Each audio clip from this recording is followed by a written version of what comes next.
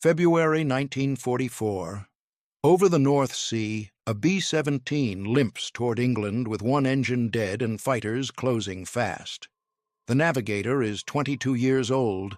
His crew thinks he's lost. He draws a line across his chart that defies every manual they've memorized. The pilot hesitates. The co-pilot swears. Behind them, the radio operator hears the Focke-Wulfs gaining altitude. The Navigator taps the map once and says they have 90 seconds to decide. The air war over Europe is a geometry problem written in blood and aluminum. Every bomber route is planned weeks in advance by men who have never flown combat. They calculate fuel loads, wind drift, flak corridors, and fighter ranges on tables in London and High Wycombe. The routes are printed, distributed, memorized. They are doctrine. And doctrine in the winter of 1944 is killing thousands.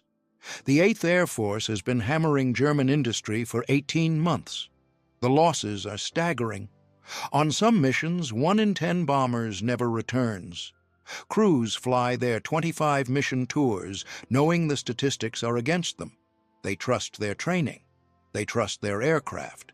And they trust their navigators to follow the routes exactly as drawn, because deviation means confusion.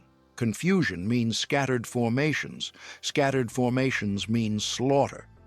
Navigation over wartime Europe is not like peacetime flying.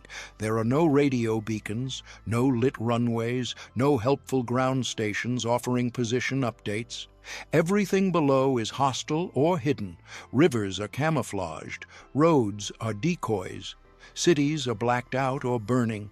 The Germans have even built fake airfields with wooden planes to draw bombs away from real targets.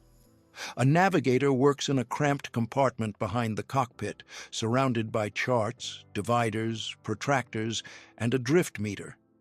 He calculates ground speed by watching the Earth slide past through a small window. He measures wind direction by dropping smoke markers and timing their drift. He updates his position every few minutes, plotting courses that account for weather, enemy territory, and the formation's constantly shifting speed. It is mathematics performed in freezing air at 25,000 feet, while flak bursts outside and the aircraft shudders under the weight of 5,000 pounds of bombs. Most navigators are college men. They have studied trigonometry, astronomy, and dead reckoning. They have passed exams. They have logged training hours over the calm fields of Texas and Arizona.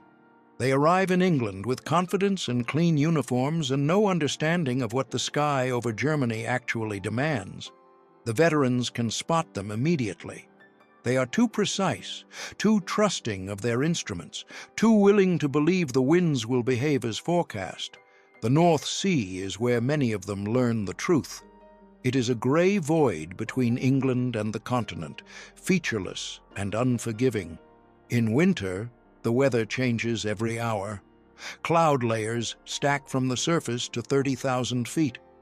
Visibility drops to 0. Ice forms on the wings and inside the cockpit windows. Compasses swing erratically near the metal-heavy bombers.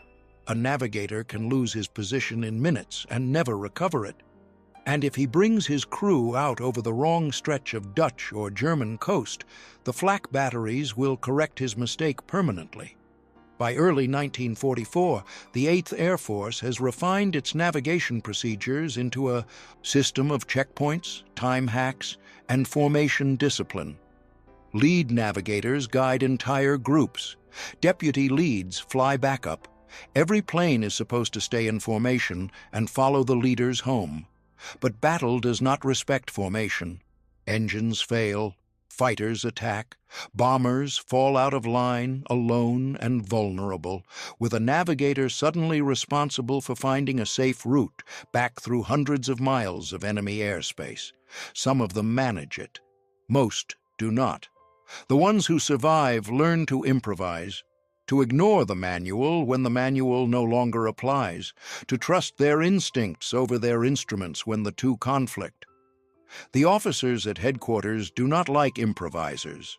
They like predictable, repeatable, trainable procedures. They like navigators who follow the book. They like routes that look clean on paper. They do not like rookies who redraw the map in pencil and tell a pilot to turn 30 degrees off course because they have a hunch. If this history matters to you, tap like and subscribe. His name was Paul Archer. He grew up in Oregon, in a logging town where the Cascade Mountains cut the horizon into dark triangles. His father worked in the mills. His mother taught piano. Paul was the kind of child who took apart clocks and left the pieces sorted by size on the kitchen table. He was good with systems, good with patterns. He could look at a map and see not just roads and rivers, but relationships, distances, shortcuts, routes that made sense only if you stopped thinking in straight lines. In high school, he ran cross-country, not particularly fast, but efficient. He studied the terrain before every meet, finding paths through the woods that saved 30 seconds over 3 miles. His coach called it cheating. Paul called it navigation. He enrolled at Oregon State in 1940, intending to study forestry. But the war arrived before he finished his degree. In the spring of 1942, he enlisted. The recruiter asked if he was good at math. Paul said he was decent. The recruiter sent him to navigation school. He trained at Mather Field in California, then advanced training at Selman Field in Louisiana. The curriculum was rigorous: celestial navigation, pilotage, dead reckoning, radio direction finding, map reading under blackout conditions. He learned to use a sextant, an astro compass, and a Norden bomb site's auxiliary navigation mode. He was adequate. Not brilliant, but steady. His instructors noted that he asked unusual questions. He wanted to know what happened when 2 methods disagreed. What to trust when the compass and the stars gave different answers. How to navigate when every instrument failed at once. They told him to follow procedure. Procedure would keep him alive. Paul graduated in November 1943 and was assigned to a B-17 crew forming up at Pyote Army Airfield in Texas. The pilot was a rangy Oklahoman named Harlan Voss. The co-pilot was from New Jersey. The bombardier was a former accountant. The radio operator had worked in a Chicago rail yard. They trained together for 2 months, flying practice missions over the Southwest. Paul navigated them competently. He made no major errors, but the crew noticed he spent a lot of time staring at maps when he should have been socializing. He traced routes with his finger. He drew alternate courses in the margins. He asked the pilot hypothetical questions. What if we lost 2 engines over the channel? What if the formation scattered? What if the weather closed in and we had to find another airfield? Voss liked the questions. The co-pilot thought Paul was overthinking. The bombardier joked that the rookie navigator was planning to rewrite Air Force doctrine. Paul just kept drawing lines. In January 1944, they shipped out to England. Their base was near Deopham Green in Norfolk. The runways were pierced steel planking. The barracks were cold. The skies were gray and low, and every morning brought the sound of engines warming up for another mission. Paul flew his first combat sortie on January 18th. The target was a factory complex near Oschersleben, deep in Germany. The flak was heavy. 2 bombers in their group went down. Paul kept his charts updated, his calculations precise. They made it home. He flew 5 more missions in 3 weeks. Each time he followed the routes exactly as briefed. Each time he watched bombers fall out of formation and vanish into clouds, their navigators lost or dead or overwhelmed. And each time he wondered if there was a better way. The regulations said to follow the planned route, but the regulations assumed clear skies, accurate forecasts, and no battle damage. Paul had yet to see a mission where all 3 applied. On February 7th, the crew was assigned a mission to Brunswick. Paul studied the route during the briefing. It was a long, looping path designed to avoid the heaviest flak belts. It made sense on the map, but it also added 30 minutes to the return flight. 30 minutes of fuel, 30 minutes of exposure, 30 minutes during which a damaged bomber might not survive. Paul traced an alternate route in pencil, a straight line across the Frisian Islands and out over the North Sea. It cut the distance by 40 miles, but it passed directly over 2 known flak positions and a Luftwaffe base. He showed it to Voss that night in the barracks. The pilot looked at it for a long time. "Why would we do that?" Voss asked. "Because if we take damage," Paul said, "we won't have enough fuel for the long way home." Voss folded the map and handed it back. "Let's hope we don't take damage." Paul tucked the map into his flight bag, but he didn't erase the line. The mission to Brunswick launched on the morning of February 10th. 36 bombers from their group, part of a larger stream, headed deep into central Germany. The weather was poor. Cloud cover obscured the ground from the English coast onward. The temperature at altitude was 40 below zero. Paul worked his charts as they climbed over the North Sea. He logged their checkpoints, calculated wind drift, and updated the pilot every 10 minutes. The formation was tight.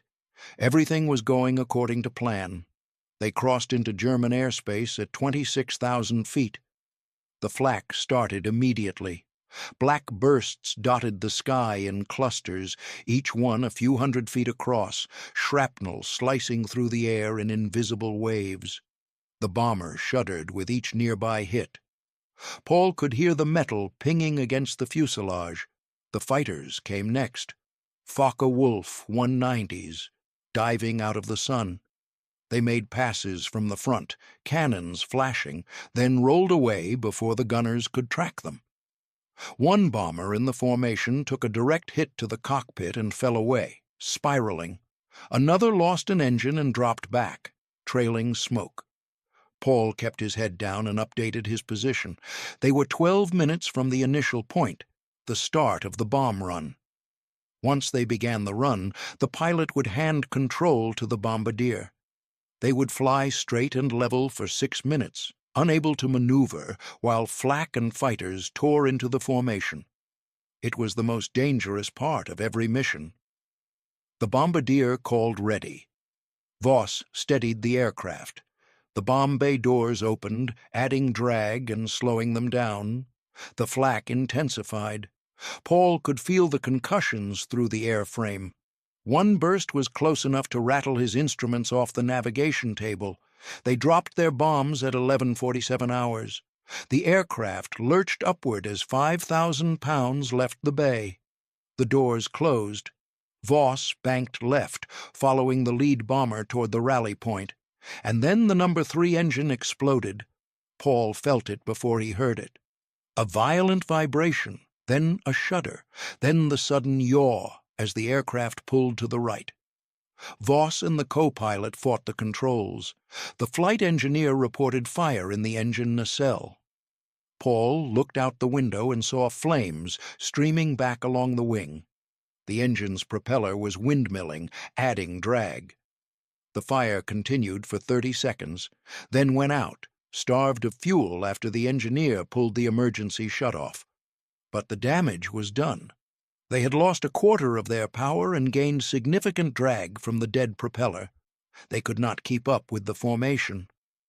Voss tried for 5 minutes, pushing the remaining engines to maximum continuous power, but the gap widened.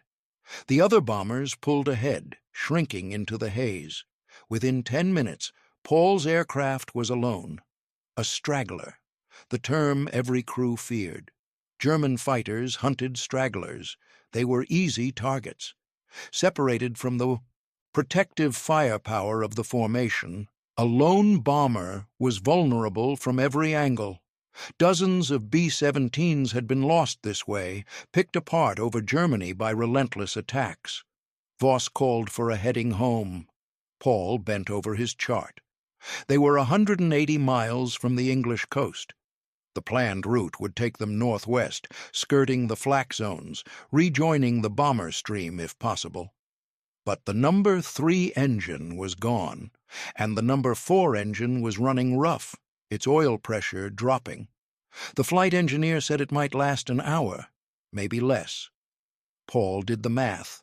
At their current speed, with the drag from the dead engine, the planned route would take 90 minutes.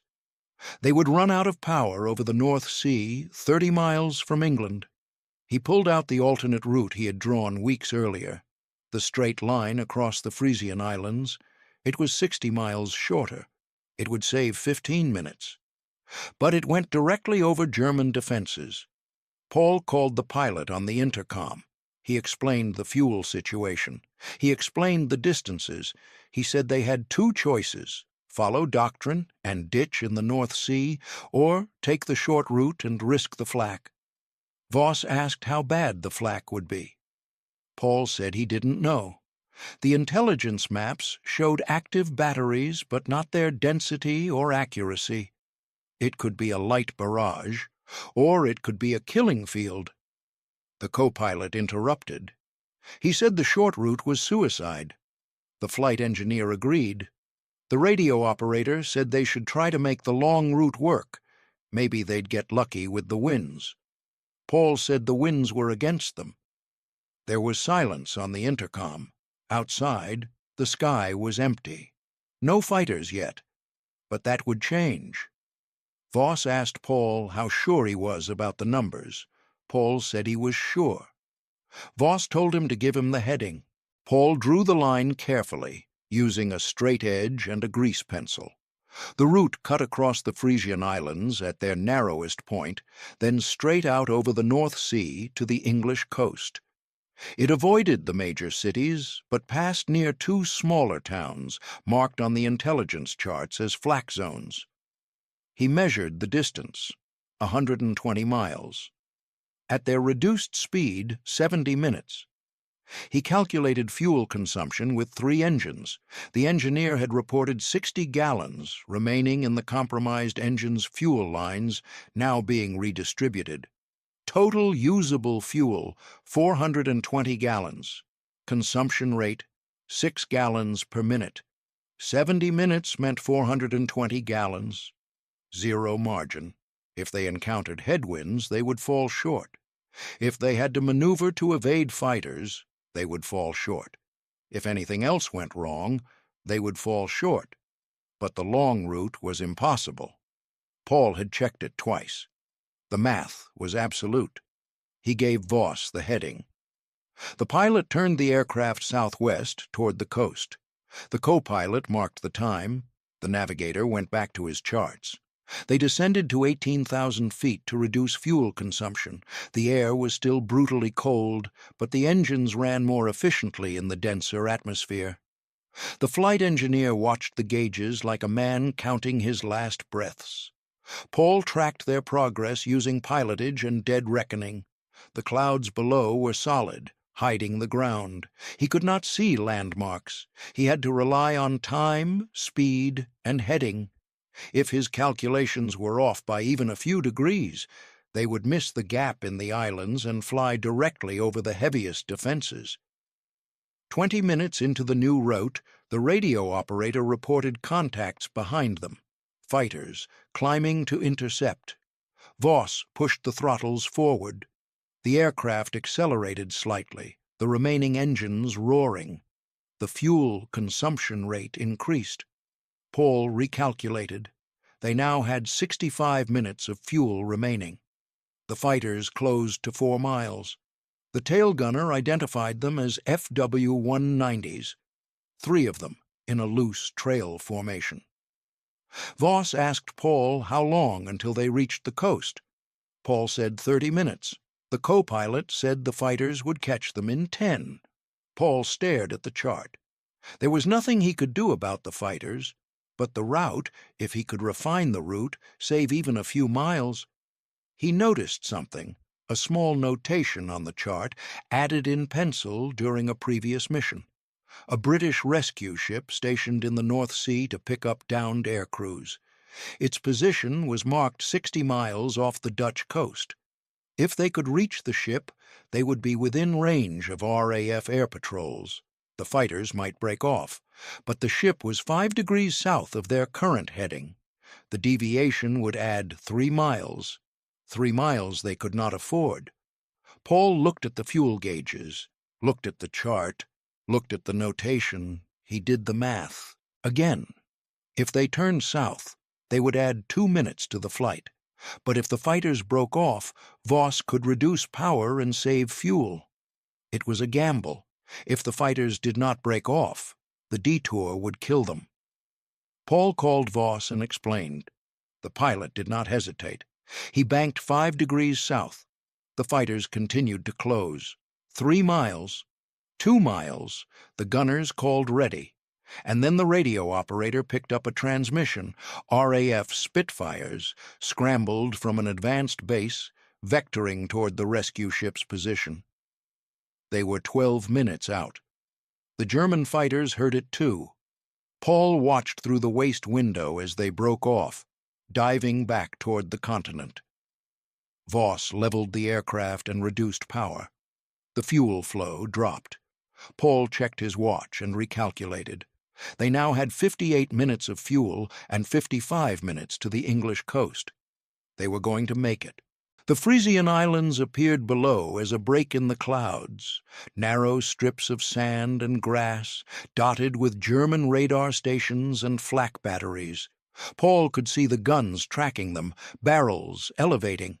He counted 6 positions. The first bursts came at 18,000 feet. Black puffs, slightly behind and below. The gunners were compensating for range and altitude, adjusting their fire. Voss held the heading. The bomber flew straight, maintaining speed. To maneuver would cost fuel they did not have. The flak intensified. Paul felt the aircraft shudder as shrapnel passed close. One burst detonated directly ahead, and they flew through the smoke. The smell of cordite filled the cabin. The bombardier, in the nose, reported damage to the plexiglass, cracks spreading across the panels. The co-pilot said the hydraulic pressure was fluctuating. The flight engineer said the number 4 engine's oil pressure had dropped again. Paul updated his position. They were over the narrowest part of the island chain. 2 more minutes, and they would be clear. The flak followed them. The German gunners were skilled, adjusting rapidly. A burst detonated 50 feet below the left wing, lifting the aircraft violently. Another hit 20 feet to the right, and then they were past. The islands fell behind. The North Sea opened ahead, gray and infinite. The flak stopped. Paul exhaled. He had been holding his breath without realizing it. He checked the chart, marked their position, and calculated the remaining distance. 40 miles to the English coast, 32 minutes. The flight engineer reported 35 minutes of fuel remaining. It was going to be close. Voss reduced power further, leaning the mixture to the edge of safety. The bomber slowed to 160 miles per hour, barely above stall speed. The co-pilot watched the airspeed indicator like a man on a tightrope. Paul tracked their progress using time and heading. The clouds below began to break, revealing patches of dark water. The wind was calm. No turbulence. Every small advantage mattered now. At 20 minutes out, the number 4 engine coughed. The oil pressure had dropped to 0. The engineer feathered the propeller, stopping its rotation to reduce drag. They were down to 2 engines. Voss told the crew to prepare for ditching. The radio operator transmitted their position to air-sea rescue. The gunners opened the waist windows, ready to deploy life rafts. Paul recalculated. 2 engines, reduced power, maximum fuel economy. 20 minutes of fuel, 18 minutes to the coast. They might still make it. The bomber droned on, painfully slow, suspended between sky and sea. Paul watched the clock, watched the chart, watched the engineer's fuel gauges as the needles crept toward empty. 15 minutes, 12 minutes, 10. The coast appeared ahead, a thin gray line barely distinguishable from the water. Paul marked it on the chart. Landfall, 8 minutes of fuel remaining. Voss kept the nose level. The co-pilot called out altitudes, 16,000 feet, 14,000. They were descending slowly, trading altitude for distance. The coastline grew sharper. Details emerged, cliffs, fields, a lighthouse. 5 minutes of fuel, 3 minutes to the nearest airfield.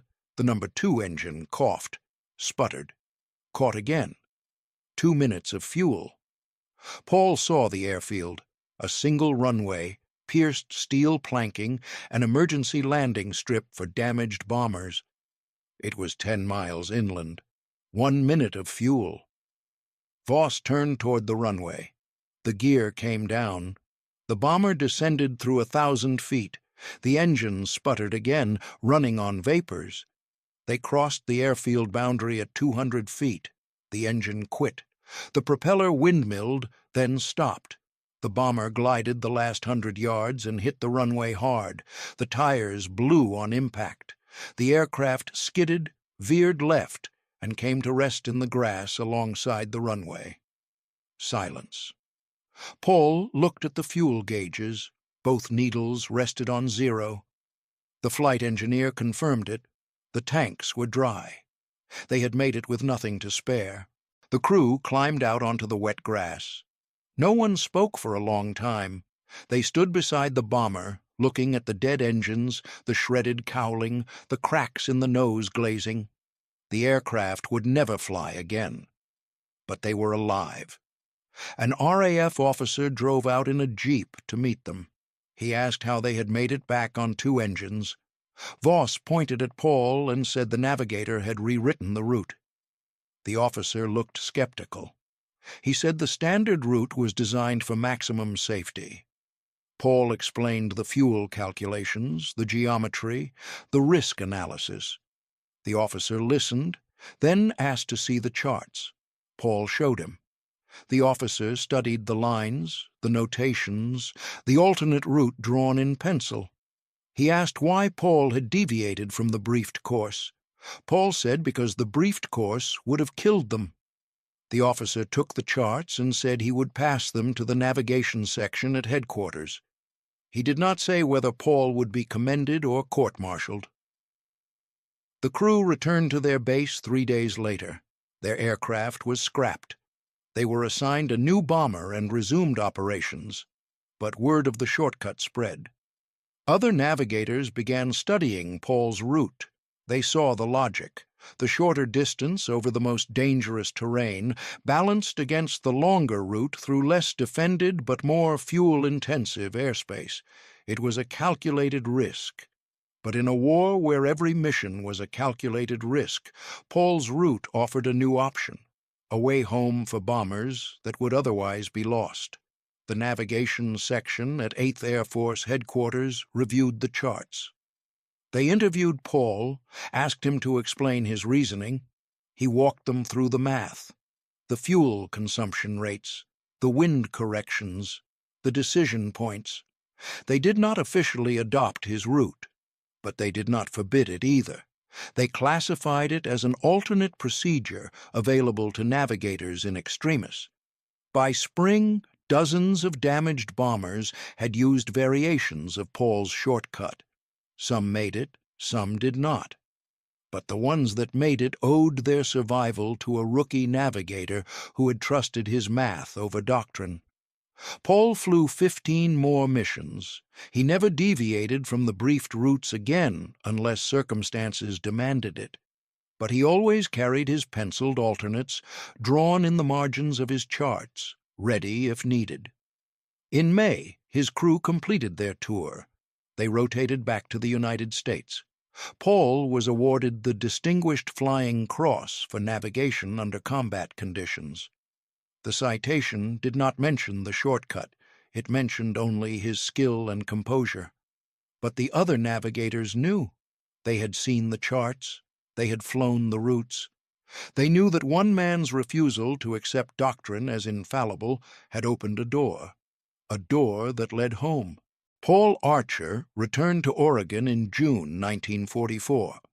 He finished his degree in forestry and spent 30 years working for the U.S. Forest Service, mapping trails and managing timberlands in the Cascades.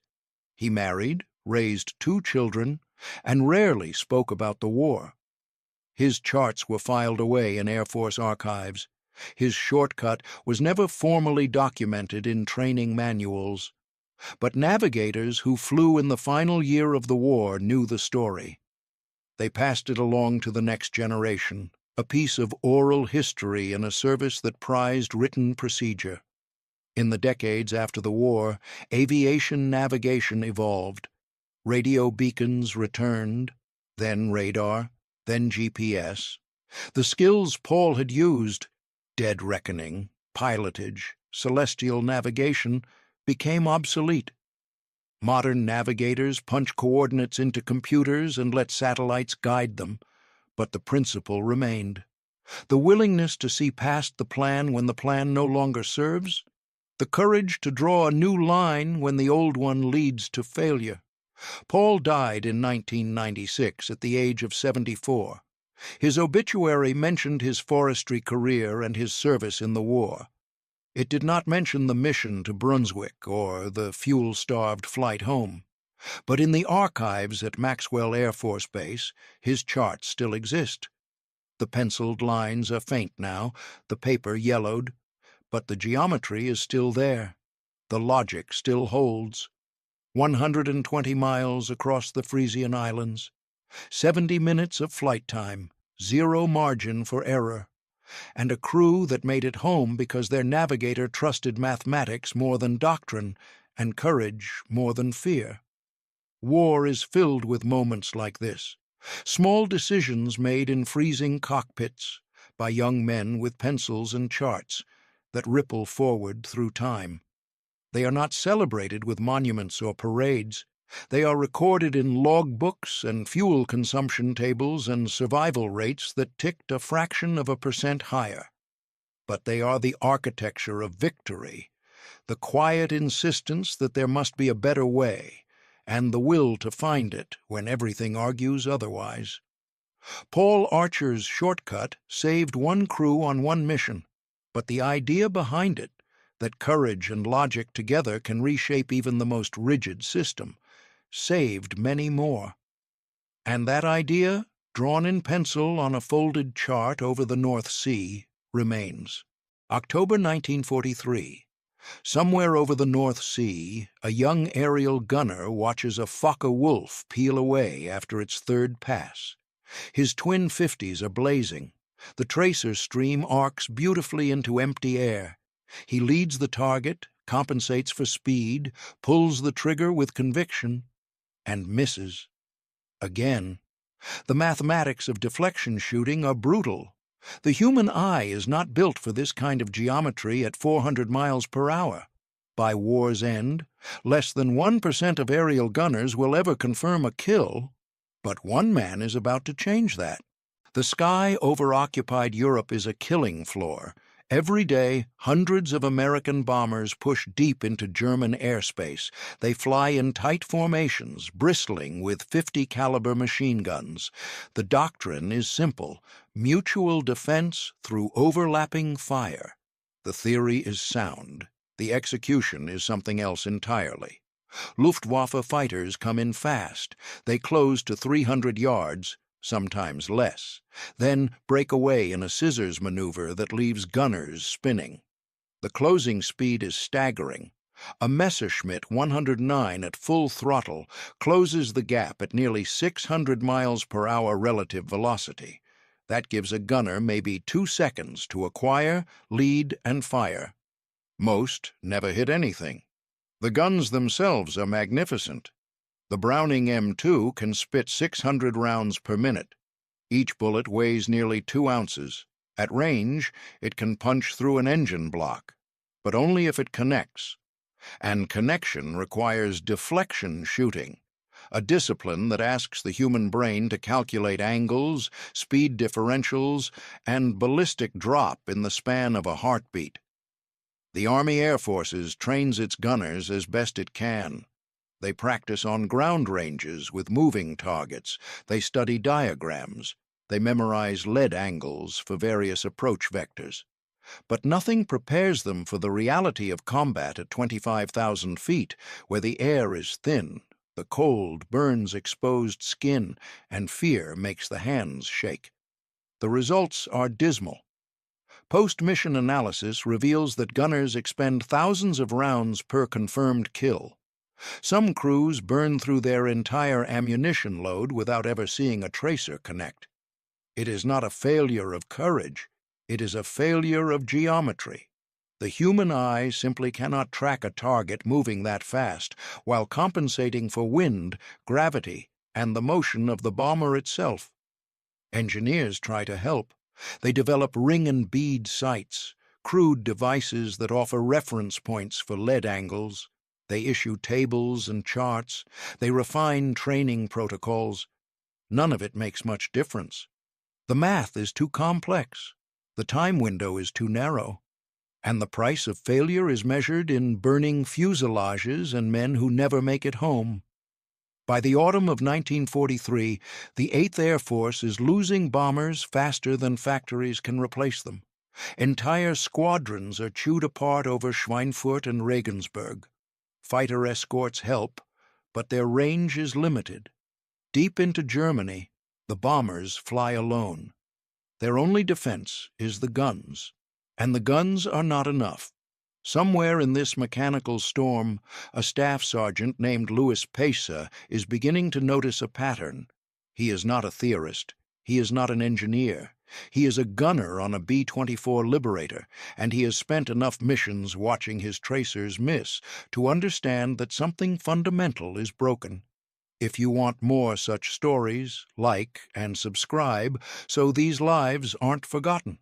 Louis Pesa grew up in a place where precision mattered. He was born in rural Wisconsin, the son of immigrants who worked the land with the kind of quiet intensity that shapes a child's sense of problem-solving. Nothing was wasted. Every tool had a purpose. If something broke, you fixed it. If it could not be fixed, you built a replacement. Pesa learned early that the world responded to logic, not hope. Before the war, he worked in a machine shop. The job required exactitude, tolerances measured in thousandths of an inch, components that had to fit together with no room for approximation. He learned to read blueprints, to visualize three-dimensional objects from two-dimensional drawings, to think in terms of vectors and forces. It was not glamorous work, but it taught him how systems functioned and, more importantly, how they failed. When the draft came, Pesa did not resist. He was not the type to chase glory, but he understood duty. The Army Air Forces assigned him to gunnery school. He excelled, not because he was naturally gifted with a trigger, but because he approached the weapon as a mechanical problem. He studied the ballistics. He noted the discrepancies between the training ranges and the combat footage he saw in briefings. He began to suspect that the official methods were flawed. In combat, the suspicion became certainty. His first missions over Germany were a baptism in futility. He manned the waist gun on a Liberator named Devil's Advocate, part of the 446th Bomb Group, stationed in East Anglia. The aircraft smelled of oil, sweat, and cordite. The noise was overwhelming. At altitude, the cold turned metal into ice and fingers into clumsy clubs, and when the fighters came, the world collapsed into a blur of speed and panic. Pesa fired. He watched his tracers arc away into nothing. He adjusted his lead. He fired again. Still nothing. The other gunners were no better.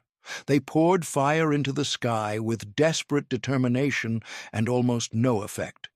After each mission, the crew would gather for debriefing. Gunners would claim hits. Intelligence officers would nod politely. But the gun camera footage told a different story. Most of the time, they were not even close. Pesa did not blame his crewmates.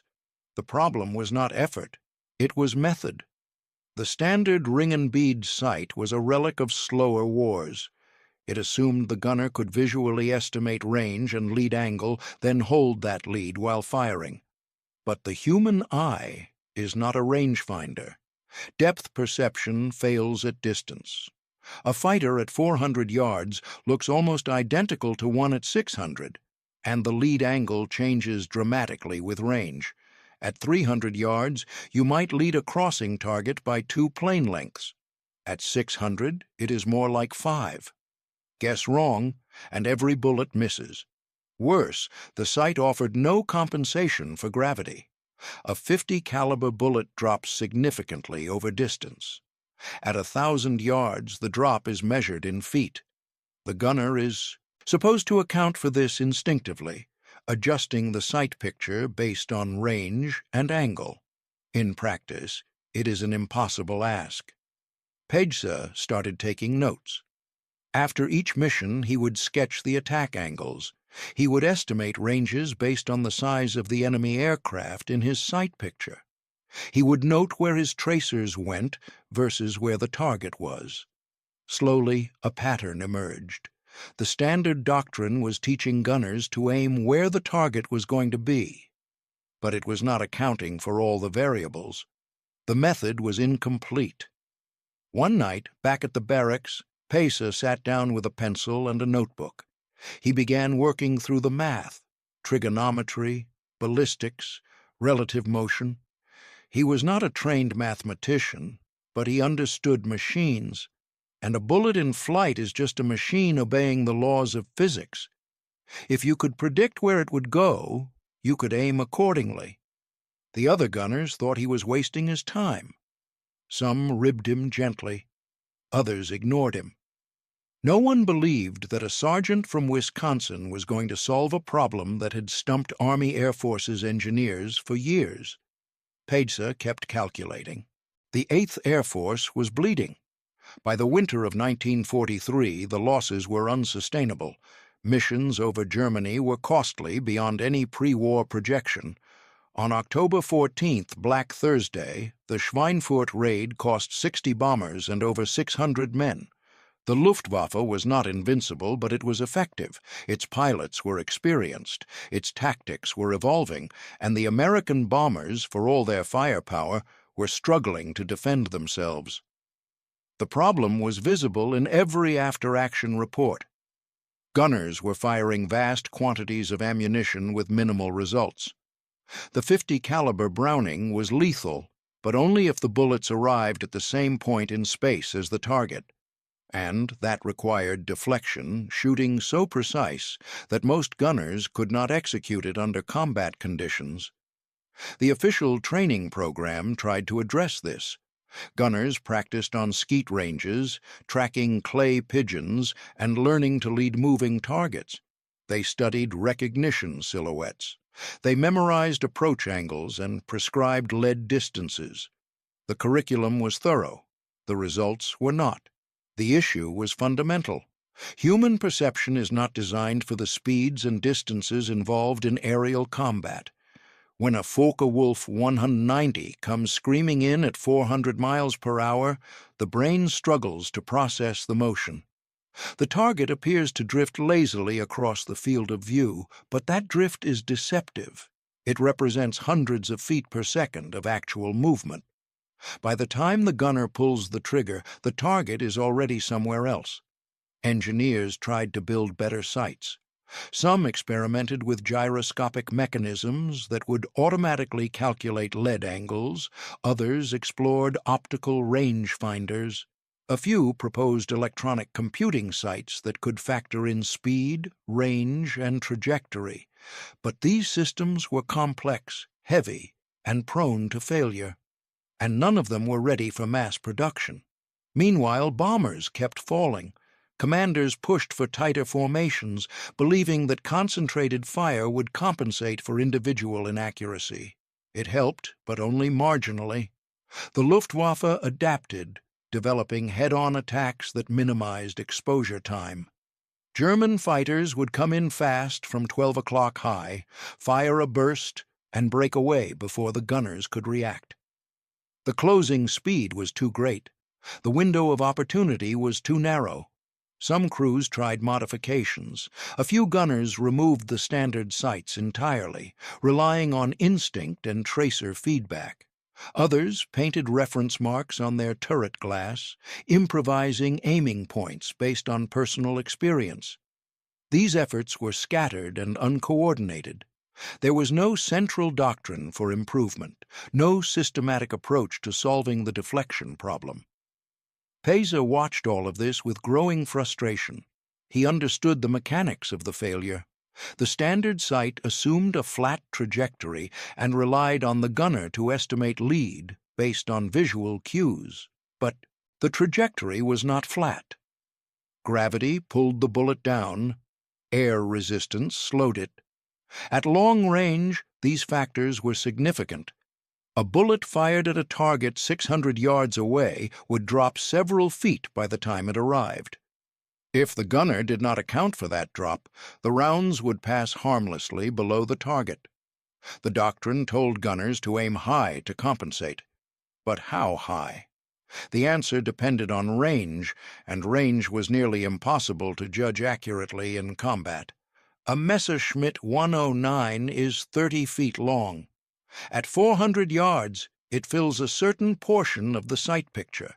At 600 yards, it fills less.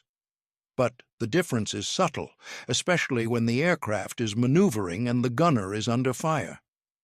Pejsa began sketching a solution. He started with basic physics. A bullet leaves the muzzle at 2,900 feet per second. Gravity accelerates it downward at 32 feet per second squared. Air resistance decelerates it horizontally. If you knew the range to the target, you could calculate exactly how much the bullet would drop and how much it would slow down. From there, you could determine the precise aiming point needed to hit a moving target. The math was not simple, but it was solvable. Pejsa worked through it in his notebook, filling pages with equations and diagrams. He cross-referenced ballistic tables. He factored in the rate of traverse for different attack angles. He built a model that accounted for every variable he could identify. Then he did something unusual. He built a physical sight. Using materials scavenged from the base, he constructed a crude aiming device. It was not elegant. It consisted of a metal frame with adjustable reference points, calibrated to the ballistic drop of a .50 caliber round at various ranges. The idea was simple. Instead of guessing the lead angle, the gunner would align the target with a specific reference mark based on estimated range. The sight would automatically factor in gravity and trajectory. It looked like something cobbled together in a garage. The other gunners were polite but skeptical. One remarked that it resembled a coat hanger welded to a protractor. Pejsa did not argue. He just asked for a chance to test it. His crew chief was reluctant. Modifying military equipment without authorization was technically against regulations. But the war was not being won by following regulations. After some persuasion, the chief agreed to let Pejsa mount the device on the waist gun for one mission. If it worked, fine. If it caused problems, it would come off immediately. Pejsa agreed to the terms. The test came on a cold morning in late November. The target was Bremen. The mission brief was routine, which meant dangerous but not suicidal. Intelligence expected moderate fighter resistance. The weather was poor, with heavy cloud cover over the channel and broken visibility over the continent. The formation would be tight. Gunners were reminded to watch their fields of fire and avoid shooting into friendly aircraft. Pejsa mounted his improvised sight before dawn. It attached to the gun mount with bolts and wire, a ugly contraption that drew curious glances from the ground crew. One mechanic asked if it was some kind of good luck charm. Pejsa just shook his head and climbed into the aircraft. The flight out was uneventful.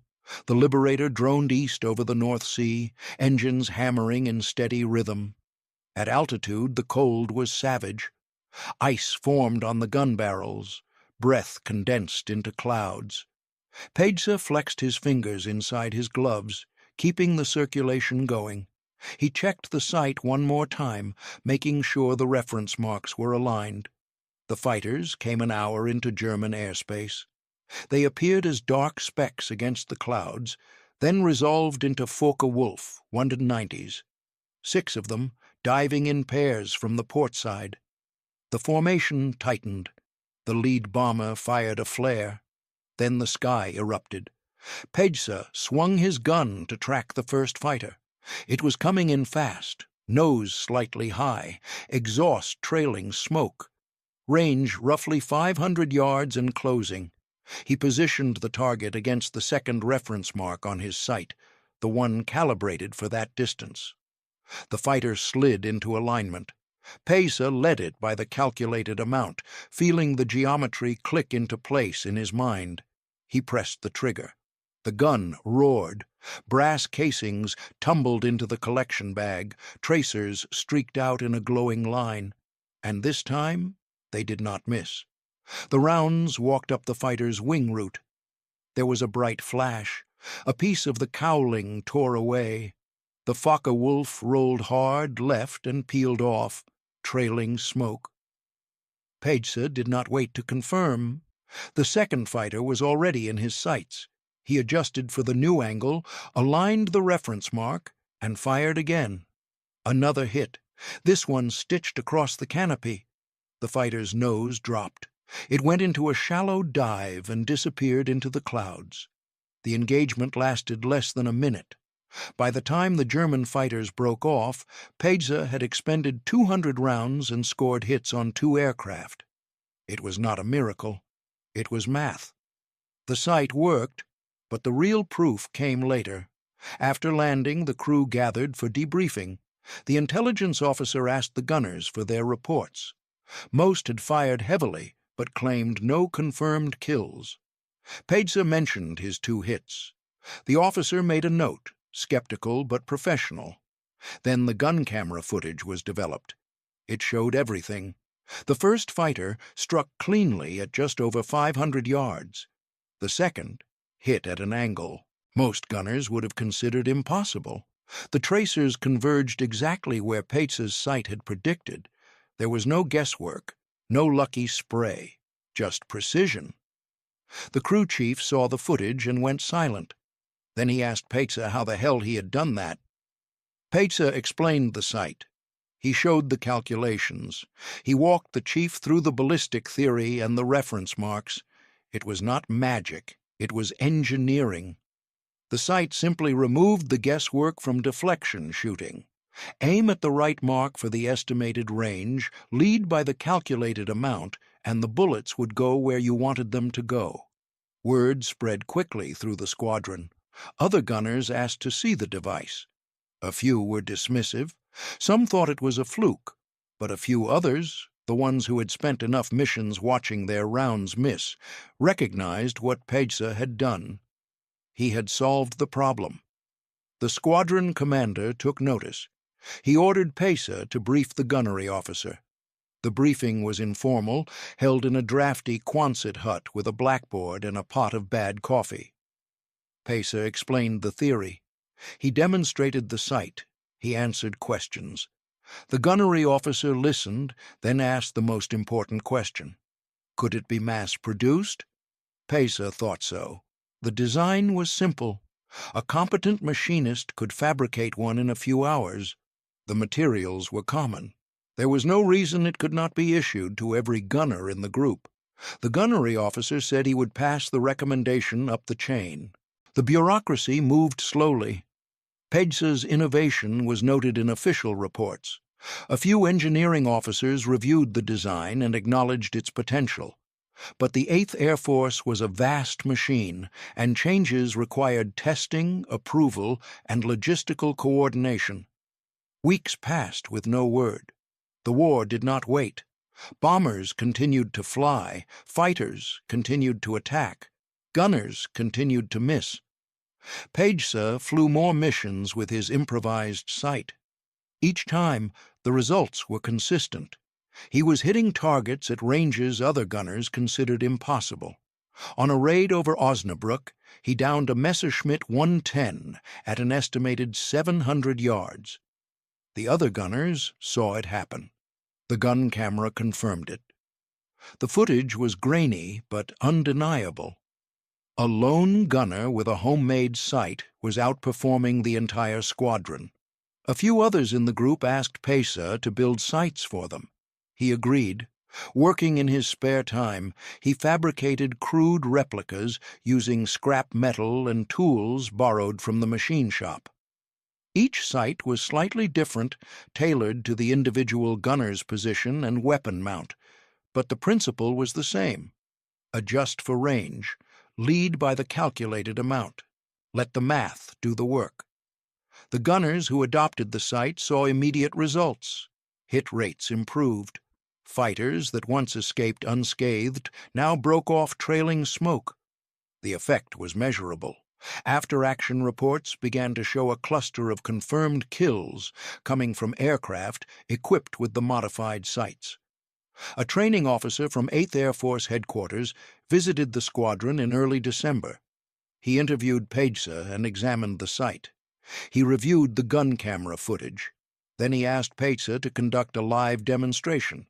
They set up a range on the coast. A tow plane dragged a target sleeve at varying distances and speeds. Pesa manned a gun mount identical to the one on his bomber. He used his sight to track the target and fired controlled bursts. The results were documented. At ranges exceeding 800 yards, Pesa was achieving hit percentages that exceeded anything the Army Air Forces had seen from a standard sight. The training officer was impressed. He recommended immediate adoption of the design, but recommendations take time to become orders. Meanwhile, Pesa kept flying. His reputation spread. Pilots began requesting him for their crews. Other squadrons heard about the Wisconsin gunner who never missed. Some thought it was exaggeration, others were curious. A few engineering-minded gunners traveled to the 446th to see the sight for themselves. Pesa showed them everything. He shared his calculations. He explained the theory. He did not hoard the knowledge. He understood that one gunner hitting targets was useful. 100 gunners hitting targets could change the war. By late December, a small network of gunners across the 8th Air Force were using variations of Pesa's design. They fabricated their own sights, adapted the math to their specific weapons, and shared the results. It was an organic, grassroots innovation happening outside official channels. The Air Force had not authorized it, but the Air Force was not stopping it either. Then came the mission over Ludwigshafen. It was January 1944. The target was a chemical plant deep in western Germany. The Luftwaffe response was fierce. Fighters swarmed the formation from multiple angles, coordinated and aggressive. Pesa's bomber was hit early. An engine caught fire. The pilot fought to keep the aircraft in formation, but the Liberator was losing altitude. The fighters smelled blood. They came in for the kill. Pesa fired steadily, working through the attackers one by one. His sight allowed him to track targets even as the bomber shuddered and yawed. He hit a Focke-Wulf head-on at nearly 1,000 yards, an absurd distance for aerial gunnery. The fighter disintegrated. He shifted to another target, adjusted for the range, and fired again. Another hit. The German fighters hesitated, breaking off sooner than usual. The bomber limped home on 3 engines. The gun camera footage from that mission became legendary. It showed a level of accuracy that should not have been possible. Officers who reviewed it assumed the camera was malfunctioning or the ranges were miscalculated. But the math checked out. Pesa had hit a fighter at nearly 1,000 yards using a sight he built in a machine shop. That was the moment the Air Force could no longer ignore him. In February 1944, the 8th Air Force issued a technical order authorizing field modifications to gunnery sights based on Pesa's design. It was not a full adoption. The official procurement process would take months, but squadron armorers were given permission to fabricate and install the sights using locally available materials. Engineering schematics were distributed.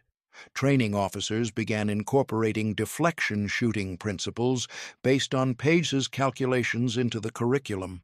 The results were immediate and measurable. Hit rates across the 8th Air Force began to climb. Gunners equipped with the modified sights were downing fighters at ranges previously considered beyond effective engagement distance. Luftwaffe pilots noticed. German after-action reports from early 1944 mention increased defensive fire accuracy from American bombers. Some pilots began breaking off attacks earlier, unwilling to press into what had become unexpectedly lethal airspace. The shift was not total. Many gunners continued using standard sights, either due to supply issues or personal preference, but enough adopted the new method that the aggregate effect was significant. Bomber loss rates began to decline, not dramatically, but noticeably. Every mission that returned with fewer casualties was a mission that kept crews alive and kept bombers in the fight. Page himself completed his tour in March 1944. 35 missions, no wounds, multiple confirmed kills. He was rotated back to the United States and assigned to a training unit where he taught deflection shooting to new gunners. The homemade sight was no longer a curiosity. It was doctrine. By mid-1944, refined versions of the sight were being manufactured stateside and shipped to combat units. Engineers improved the design, making it more durable and easier to install. But the core principle remained unchanged. It was still Page's math, still his insight that the human eye needed help, and that help could come from understanding the physics of the problem. The long-term impact is difficult to quantify precisely. The Air Force did not track kills by sight type, but post-war analysis of gunnery effectiveness shows a marked improvement in hit rates beginning in early 1944, coinciding with the widespread adoption of modified deflection sights. Training officers credited the improvement to better doctrine and equipment. They were half right. The equipment was better because one sergeant had refused to accept that missing was inevitable. Other innovations followed. The K-13 gun sight, introduced later in the war, incorporated electronic computing elements. The post-war K-14 went further, automating much of the deflection calculation. These systems were more sophisticated than Page's original design, but they owed their existence to the same realization, that gunnery was a solvable problem, not a matter of luck. Page's contribution was not the final word. It was the first word, the proof that an individual working outside the system could identify a critical flaw and fix it. The Air Force had thousands of engineers, dozens of research programs, and vast resources. But it took a staff sergeant with a notebook and a welder to show them what they were missing. The Luftwaffe never fully adapted to the increased accuracy. By late 1944, German fighter strength was declining due to fuel shortages, pilot attrition, and the arrival of long-range American escorts. The air war shifted decisively in favor of the Allies. But in the crucial months of 1943 and early 1944, when the outcome was uncertain and the losses were staggering, Pace's sight gave American gunners a tangible edge. How many lives it saved is impossible to say, but the crews who used it knew. They knew that hitting a target at 600 yards instead of 300 meant the fighter broke off sooner. They knew that downing an attacker before it could fire its guns meant fewer holes in the fuselage and fewer friends who did not come home. They knew that precision mattered, and that precision came from understanding the problem rather than hoping for luck. After the war, Page returned to Wisconsin. He went back to work in a machine shop. He did not seek recognition. He did not write memoirs or give lectures. He had done what needed to be done, and that was enough. For decades, his contribution remained largely unknown outside a small circle of veterans and historians. In the years after the war, aerial gunnery faded as a discipline. Jet fighters made gun turrets obsolete, missiles replaced machine guns. The kind of close-range dogfighting that defined World War II became a relic of the past. But the principle Pesa uncovered, the idea that human perception could be enhanced through precise calculation and purpose-built tools, endured. Modern weapons systems are built on that principle. Fire control computers, targeting pods, and heads-up displays all exist to do what Pesa's homemade sight did: remove guesswork and let the operator focus on execution. The technology has advanced beyond recognition. The logic remains the same. Pesa himself lived quietly. He rarely spoke about the war. When fellow veterans asked about his service, he would mention the missions, the cold, the crew he flew with. He did not dwell on the sight. To him, it was not a stroke of genius. It was just the obvious solution to a mechanical problem. That anyone had overlooked it for so long was the real mystery. In the 1980s, a researcher compiling a history of aerial gunnery uncovered references to Pesa's work in archived mission reports. Curious, the researcher tracked him down. By then, Pesa was in his 60s, still working with machines, still thinking in terms of angles and forces. He agreed to an interview. He explained the math. He sketched the sight from memory. He spoke without bravado or false modesty, just a machinist describing a tool he had built because the standard tool was inadequate. The researcher asked if he ever felt vindicated when the Air Force adopted his design. Pesa thought about it. He said he was glad it helped. He wished it had come sooner. But vindication was not the point. The point was solving the problem. Recognition was irrelevant. What mattered was that gunners stopped missing and bombers stopped falling.